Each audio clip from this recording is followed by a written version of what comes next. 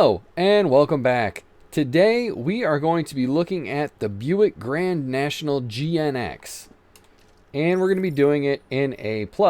So, for A+, we want to equip the 3.8 liter flat 6 engine.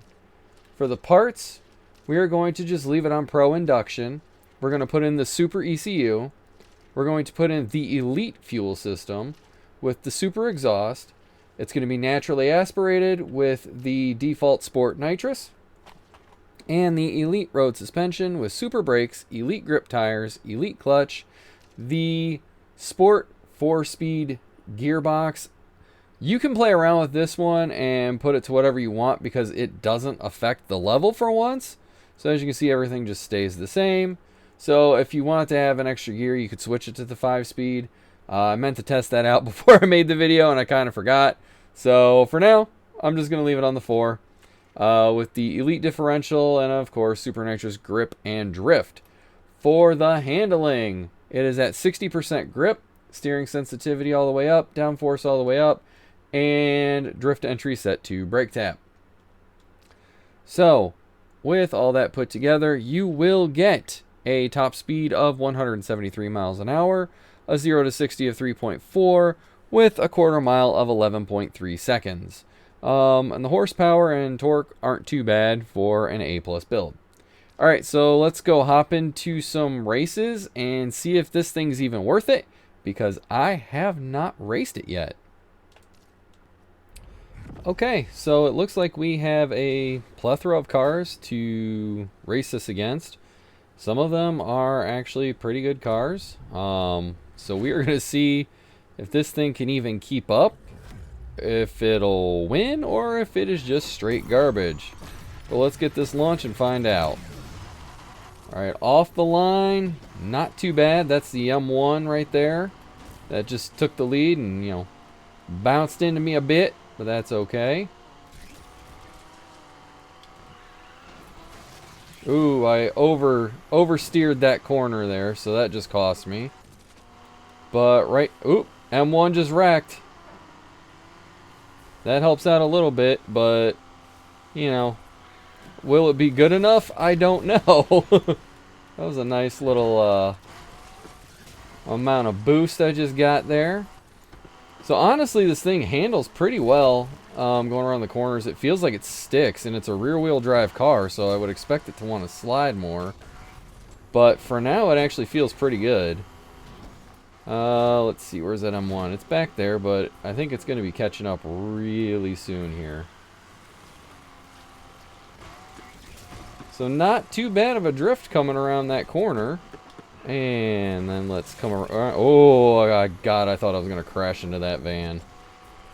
I got close. I really thought I was hitting that van for sure. Thankfully, I did not. Oh, I did not anticipate that corner properly, which cost me a lot of time. Oh, God. That M1 is catching up because I am not driving the best. It doesn't help that I'm not used to this car, but a lot of it's my fault. Now we're starting to get into those higher gears. This is where I wish I had some, like a supercharger or a turbo or something like that. Come on, you can hold on. Yes! Alright, so that's one down. Was it because the car is good, though, or was it because the M1 wrecked? I don't know. Let's go to the next race and find out. Alright, so here we are at the back of the pack this time. And the M1 switched out to a Carrera, I think. So let's see if that works out better or worse for them or me. And let's get this launch and get it going. Alright, so off the launch, this thing is sick. Like, it launches really well. And that GTR was trying to knock me off the road because it's the only hope he has of winning. But thankfully, he did not succeed. I can do that on my own. I don't need you to help me knock myself off the road, okay? I'm good enough at that on my own. We get that little bit of NOS there. Take this little corner. Yeah, I have no idea how this is honestly going to perform in any of these races. I think part of my problem is I always want to drift the corners way too often instead of just trying to take them like, you know, a normal car. But so far, I had been keeping the lead until like right now. For some reason, all of a sudden, whoever's in second just started to catch up. Probably because I made some poor driving choices, such as... Let's see if I can stay on the road this time. Hey, check it out. I didn't go off-roading for once. Alright, we're halfway through and I'm still in the lead. If I don't screw up, maybe I can keep that lead. I mean, that was a nice corner. That was just straight up corner right there. Like, this thing corners way better than I would ever expect it to. Especially because it's just a rear-wheel drive car. I mean, usually those want to like have the back end just slide out on you anytime you try and take a corner, even when you have 100% grip set. And this only has 60% grip, so... I mean, that's as high as you can get this car. You can't get it any higher than 60. That's where it tops out at. I love how it tells me, oh, you went the wrong way. No, I didn't. You thought I was going the wrong way, but I didn't.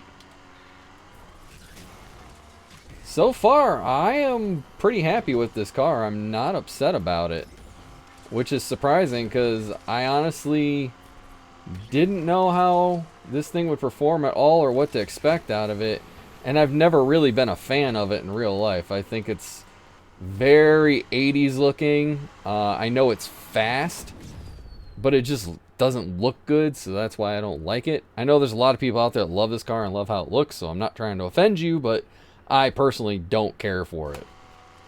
But the car in this game handles really well. Okay, so here we are on the final race. It doesn't look like anybody changed any of the cars they were using from the previous race.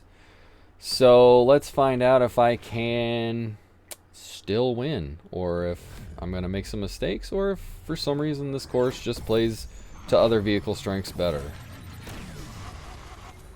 Yeah, that poor DB5, man. Like, you want it to be good, but it's just not. I used it early on for trying to complete some Aston Martin challenges, but I really didn't care for it at all, and I don't remember winning very often in it. But so far, I mean, this thing accelerates pretty quick. And like I said, off the line, it's really good. I would be interested to take on like a Ferrari Testarossa just to see if this could compete with it, or if the Testarossa would just smoke it, or maybe an F40. I think those two cars would just smoke this just based on handling capabilities alone. Because this, like I said, is only 60% grip, whereas those you can get them up to 100. So they could potentially just get you in the corners and win the whole thing that way, even if top speed and acceleration and all that is pretty close. That is the one drawback to this car, though. The top speed isn't the greatest, so if you have sprint events, you're not going to want to use it. So something like Whiplash or Whip This or whatever-ish. Ooh, bad corner, very bad corner. But something that's just like top speed based, you're not going to want to use it. Anything with just corners, you should be alright. So long as you don't screw up, as I did very badly in that last corner. But I should be okay to win the whole series, if not all the races. Alright, that's just me trying to catch up to this guy because I screwed that corner so hard. But he's going to win it. Kudos to him. He deserved it after he wrecked in that very first race with the M1. So he got the win he probably should have gotten to begin with. But here we are with this. I think this is a very viable A-plus car.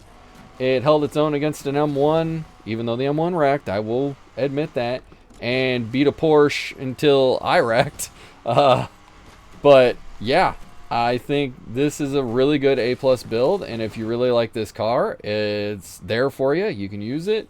Not saying these are the best builds out there, just saying these are good builds to use. So that's going to do it for me today. If you haven't already, please subscribe to the channel, leave some comments down below, smash the like button, and I'll catch you in the next one.